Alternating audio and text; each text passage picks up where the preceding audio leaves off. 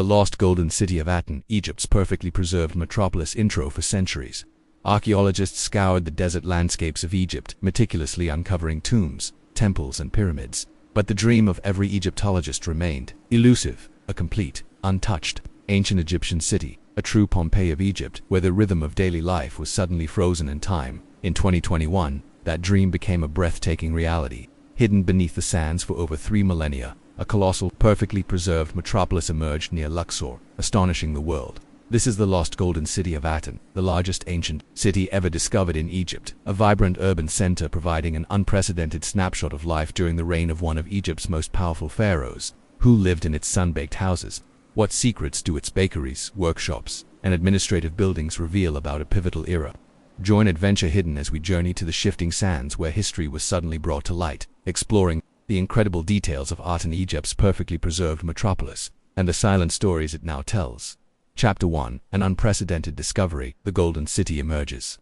The discovery of the lost Golden City of Aten wasn't an accidental stumble, but the culmination of a deliberate search. In September 2020, the renowned Egyptian archaeologist Dr. Zahi Hawass began excavations near the mortuary temple of King Pharaoh who briefly succeeded Tutankhamun on Luxor's west bank. Their primary goal was to locate the elusive mortuary temple of Tutankhamun himself, or perhaps unearth more Amarno period tombs in the vicinity. The team certainly found something, but it was far grander than they had anticipated. Within weeks, they began to uncover mud brick walls, stretching for meters, then entire streets, and eventually, a sprawling network of buildings. It quickly became clear they weren't just finding a small settlement or a series of scattered structures, but an entire, fully fledged ancient city. The sheer scale was astonishing. It was later identified as the largest ancient city ever found in Egypt, stretching for several kilometers beneath the desert. The city was identified through inscriptions on pottery, wine vessels, rings, and mud bricks bearing the cartouche royal name of Amenhotep III, the 9th pharaoh of the 18th dynasty and father of the infamous Akhenaten. The city was originally known as the Dazzling Aten, or Aten's Dazzling City, after the sun disk god Aten, who would later be championed by his son. What made this discovery truly unprecedented was its exceptional state of preservation. Unlike many archaeological sites which are found in ruins, Aten was virtually untouched. Its walls, some reaching 3 meters high, stood intact. Everyday objects were found in situ, exactly where they had been left by its inhabitants. Cooking pots, still in ovens, tools lying in workshops, rings on the fingers of burials. This wasn't just a site, it was a time capsule, a Pompeii of Egypt, offering a living picture of one of ancient Egypt's most dynamic periods, frozen in time. Chapter 2: Life in the Sands. A metropolis unveiled. The lost Golden City of Aten provides an unparalleled window into the daily lives of ancient Egyptians during the height of the New Kingdom. The city's layout itself speaks volumes about the sophistication of its urban planning and the specialized functions of its various districts. Excavations have revealed a meticulously planned metropolis, complete with radial streets and distinct neighborhoods that served different purposes. Residential areas, numerous houses have been uncovered, ranging from smaller dwellings to larger, more elaborate homes, likely belonging to officials or artisans. Within these homes, archaeologists found furniture, pottery, personal adornments like rings and scarabs, and everyday tools, exactly where their owners had left them. Some houses even contained weaving tools, suggesting domestic textile production. Industrial zones. This is one of Aten's most remarkable features. Archaeologists found entire districts dedicated to specific trades. There was a large bakery and kitchen area, complete with ovens and food preparation tools, indicating large-scale food production. A pottery workshop was discovered with kilns and discarded pottery, along with the molds for making amulets and decorative elements. A metalworking area yielded crucibles and metal slag, suggesting bronze production. There was also a foolery laundry area for washing clothes. These industrial zones revealed the complexity of Aten's economy and its role as a manufacturing hub. Administrative buildings. Larger, more formal structures suggest administrative functions, possibly including royal offices or storerooms for tribute and trade goods. The scale implies a centralized management of the city's resources and activities. Royal Palace Complex. While not directly within the main excavated city, Aten was closely associated with the nearby magnificent palace complex of Amenhotep III at Malkata, serving as its economic and administrative support hub. The insight to discoveries are what truly bring Aten to life. Pots still containing dried meat, fish, grapes, tools left mid-task, and even a burial found with ropes wrapped around its legs, suggesting a sudden, perhaps hurried, abandonment or ritual. Aten isn't just a collection of ruins, it's a perfectly preserved snapshot of a bustling ancient Egyptian metropolis.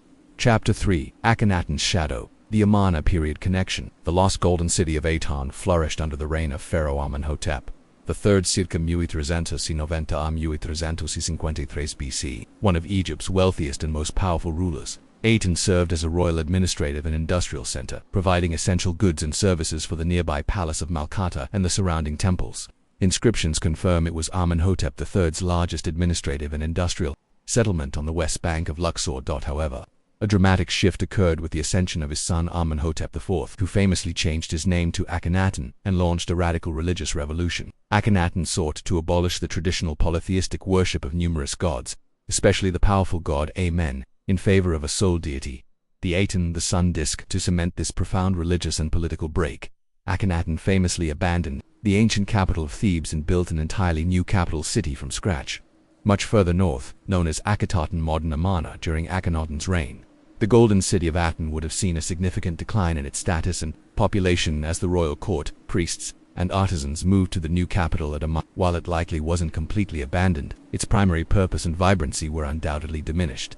The story of Aten continues with Akhenaten's successor, his son Tutankhamun. Originally Tutankhamun famously reversed his father's religious reforms, abandoning the Aten cult and restoring the worship of Amen and the traditional gods.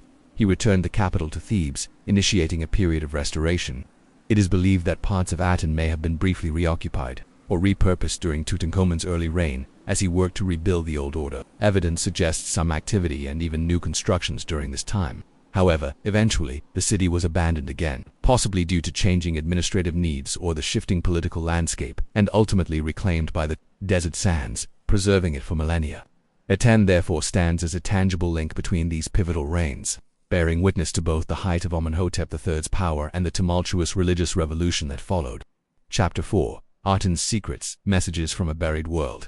The lost golden city of Aten offers far more than just impressive architecture. It provides crucial messages that are reshaping our understanding of one of ancient Egypt's most pivotal periods. Precise dating, the presence of mud bricks bearing the cartouche of Amenhotep III, along with thousands of jars, rings, and other artifacts also inscribed with his name, unequivocally dates the city to his reign. This level of precise dating is invaluable for archaeologists. A missing link, Aten fills a critical gap in our knowledge of the 18th dynasty. It provides the daily context for the lives of the people who served Amenhotep III's opulent court at Malkata and sheds light on the economic and administrative infrastructure before Akhenaten's radical reforms. It shows the vibrant society that existed just before the religious upheaval of the Amarna period and how that society functioned. Unparalleled insights into daily life. Unlike tombs which show idealized afterlife preparations or temples' religious functions, Aten offers a realistic, warts-and-all view of daily existence. The discovery of specific tools in their workshops, food remains in kitchens, and personal items in homes provides granular detail on how ordinary Egyptians lived, worked, cooked, and maintained their households. This human element is rare and incredibly valuable. Evidence of decline and revival. The differing levels of preservation and abandonment in various parts of the city can tell the story of its fluctuating fortunes. Some areas show signs of abrupt abandonment, while others reveal continuous use or reuse under Tutankhamun, offering physical evidence of the political and religious turmoil of the time. Bioarchaeological insights, analysis of animal bones, fish remains, and plant materials found in the city's kitchens and waste dumps provides insights into the diet and environmental conditions of the time. Unique inscriptions. While no vast library has been found, inscribed pottery and other artifacts offer small but significant texts, revealing details about the city's administration, its inhabitants, and its connections to the wider Egyptian empire. Aten is truly a testament to the fact that not all ancient secrets are found in grand tombs or temples. Sometimes, the greatest lessons are hidden in the humble remains of daily life, perfectly preserved for millennia. Chapter 5. The Enduring Mystery. Why was it lost? Despite the incredible discoveries at Aten, the city still holds an enduring mystery. Why was such a massive, thriving metropolis ultimately abandoned and lost to history for so long? Gradual decline or sudden abandonment. While some areas show signs of sudden departure like tools left in place, the overall picture might be more complex. The initial decline was likely due to Akhenaten's move to Amarna, diverting resources and people away. The return to Thebes. After Akhenaten's death, Tutankhamun returned the capital to Thebes. While Aten saw some brief resurgence, the focus of the royal court and administration was firmly back in the traditional capital.